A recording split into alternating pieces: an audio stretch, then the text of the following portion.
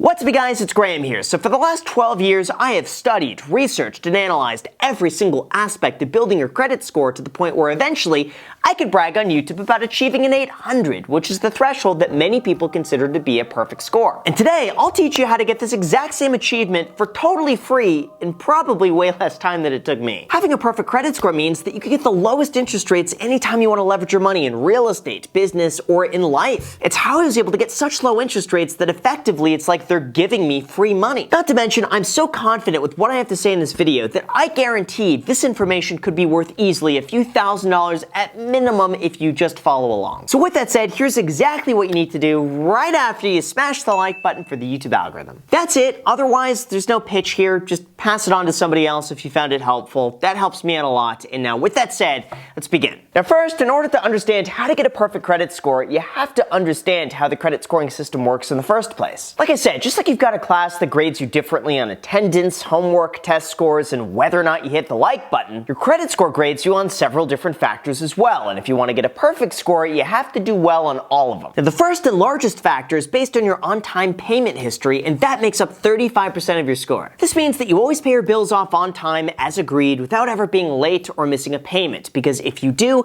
that stays on your report for 7 years and it has a pretty devastating impact. Now, the good news is that when it comes to paying off your credit card, you only have to make the minimum payment in order to stay current, and most of the time that's only between $25 and $50. So even in the worst case scenario, if you're not able to pay off the full balance, at least make the minimum payment so that way your account stays in good standing. Now, the second largest impact is what's called the amounts owed, and that makes up 30% of your score. This is also what's known as the utilization rate, which calculates how much credit you have available to you versus how much of it you actually use. Now, if you're somebody who maxes out your credit cards or you use almost all of the credit that's available to you, your score is going to go down because you're seen as a riskier borrower. Now, when it comes to this, it's really important to clarify that it's not the dollar amount that the credit algorithms care about, but instead the percentage of the credit that you use. As an example, if you have a $1,000 credit line and you spend all $1,000, that counts as a utilization rate of 100%, and that's very bad. However, if you spend that very same $1,000 with a $10,000 credit line, then that's only a 10% utilization rate, which is good. One of the techniques that I use to help with this is to simply have a lot of available credit with really high limits. That way, even if I spend $10,000 to $20,000 on a renovation, it's still only a small percentage of the overall credit that I have available. The third, we have the average age of your credit history, and that makes up 15% of your score. Overall, lenders like to see that the longer you've had your accounts open for and in good standing, the more likely you are to be a good borrower. Of course, you should notice that I said this is based on your average account history and not your total history, because this makes a huge difference. For example, if you've only ever opened up one credit card 4 years ago, then your average credit history is going to be 4 years. But if you opened up that same account 4 years ago, but then you got a brand new credit card today, your average account age would drop to 2 years, which then would impact your score. So my recommendation is to start building your credit as soon as possible, but also keeping those accounts open for as long as possible. This is going to help you build up a solid fortress of credit foundation history so that when you do open up a new credit line, it's not going to have as big of an impact. Then fourth, we have the types of credit that you have available, and that makes up another 10% of your score. This means that lenders want you to have the experience of handling multiple types of loans from several credit cards, auto loans, a mortgage, and anything else that'll add on to your credit report. I know this all sounds like kind of backward thinking, but it does go along the mindset of we're only going to lend money to people who don't need it because they're going to be the people most likely to pay us back, and that is very true. And finally, we have the remaining 10% of your score, which is calculated by the number of hard inquiries you have in your report. See, anytime you go and apply for a new line of credit, that's marked down in your report. Now, generally, the more marks like this that you have on your report, the lower your score is going to be because lenders see you out there actively trying to get as much credit as possible, and you're seen as a higher risk. Personally, I wouldn't worry about this too much because it'll only impact your score temporarily, and it's pretty minor. So now that you know how some of this works, here are some strategies that you could use to instantaneously boost up your score to the legendary 800 mark, all of course for free. First, you'll need to go and view your credit score by signing up for free at either Credit Karma or CreditSesame.com, which both give you all the details of your credit history along with their own credit scoring model, or you can get your actual credit report for free once a year at annualcreditreport.com. And by the way, one small tip, but if any website ever asks you to pay to see your credit score, just click out of it because there's no sense paying for something that's already free. The more you know. Anyway, now that you have your report, you could begin reviewing it to see which items can be improved, and usually it's going to be one of these. First, you don't have enough credit. If you're relatively new to all of this and you barely had any time to open up a credit card and make on-time payments, then most likely your score is not high because you haven't had enough time to build up your credit history. If that's the case, I'll go over what you can do to fix this very shortly. The second, maybe you got a late payment, or 2, or 3. Or, geez, even more. Like I mentioned, this is something that'll stay in your report for a whopping 7 years, and that's a lot of bad luck in credit score time. But thankfully, there are some solutions to this that I'll cover momentarily. The third, you should check to see if you have any accounts in collections, and if you see this, well, I'm not gonna lie, it's pretty bad. For those not aware, this is what happens when you are so late on a payment, by usually more than 180 days, that the lender just gives up on you and calls the whole thing a loss. Then they sell off the debt to a third-party collections agency who calls you up nonstop trying to get you to fork over the money. Now, typically, collections under $100 do not show up on the latest FICO scoring method, but this is still something you're gonna wanna keep on top of, regardless of how much money it is. Now, fourth, you should check to see if you have any high balances or maxed out credit lines. This is what happens when you borrow or charge the maximum amount that you're allowed to, and when that happens, lenders see you as a bigger risk because why else would you have to borrow so much money? And that in turn brings down your score. In addition to that, the popularity of the buy now, pay later platforms are showing up on your report as well. So if you thought it was an easy workaround to buy that $3,500 Peloton bike for $20 a month,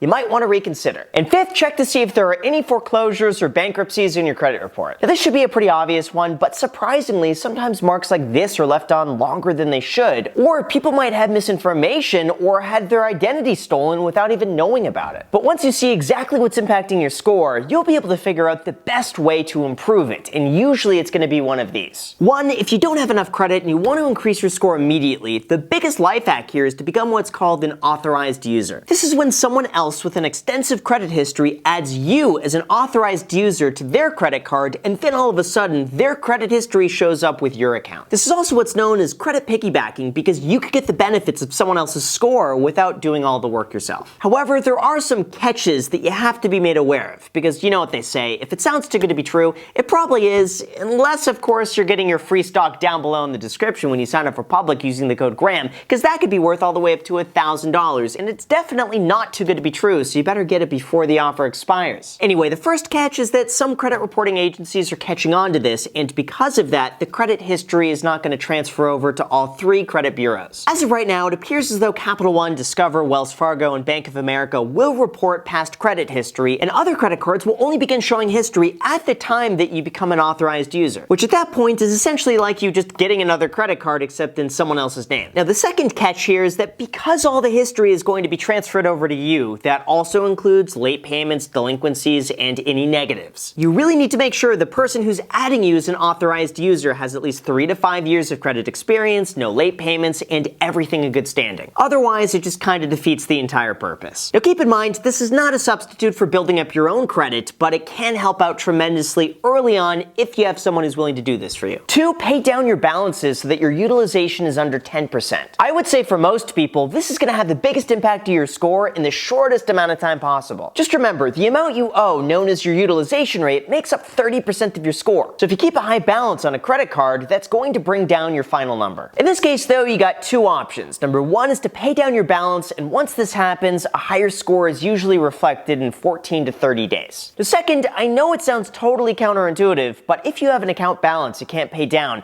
sometimes it actually helps to open up another credit card or increase your credit limit. That's because, as I mentioned earlier, your utilization is based on your total credit line, meaning if you have $5,000 of available credit and you spend all of it, that's 100% utilization, and that's bad. But if you open up a new credit line and now you have $10,000 of available credit while you spend the same $5,000, that's a 50% utilization rate, which is not as good, but it's not horrible. This is why I often recommend that people open up as many no annual fee credit cards as possible to increase their total credit line, or you could ask your credit cards to increase your limit, which will decrease your overall utilization, helping out your score. Now obviously, if you have a spending problem and these higher limits got you into trouble in the first place, then do not do this under under any circumstance. But if it's from a tactical standpoint and you have the self-control not to just spend up the additional debt, increasing your credit lines or getting more credit cards may help actually improve your score in the long run. Now, the third thing that you could do to increase your score is kind of new, and it's called Experian Boost. Now, here's the thing. When calculating your credit score, a large portion of that is analyzed by the number of on-time payments, your total credit history, and the types of loans that you've been given. But obviously, that requires you to open up multiple credit cards and pay them all off on time. So in a new credit scoring model, Experian Boost would aim to fix that, and most of you would be able to qualify. Now, none of this is sponsored, but Experian Boost is a completely free opt-in service that links your accounts and then tracks on-time phone and utility payments by adding them as a positive trade line on your Experian credit file. Doing this will give you more positive credit history and will add on-time payments back to your report. So for pretty much everyone looking to build up their credit and to increase their score, I would highly recommend this,